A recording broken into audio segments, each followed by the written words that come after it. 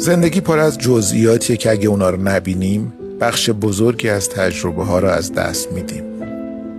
فکر کنین تو آشپزی یه ذره نمک کمتر یا کمی ادویه بیشتر چطور میتونه تجربه ما رو از طعم غذا عوض کنه، یا چطور یک نگاه، یک کلمه یا نوع نشستن یه نفر میتونه احترام یا بی‌توجهی رو نشون بده.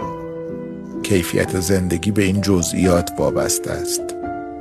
شاید یک نگاه به یک چیز ظاهراً کوچیک مثل زاویه تابش نور خورشید زمستانی از پشت پرده اتاق یا دیدن انحنای لب کسی که دوستش داریم وقتی میخنده بتونه حال یه روزمون رو تغییر بده.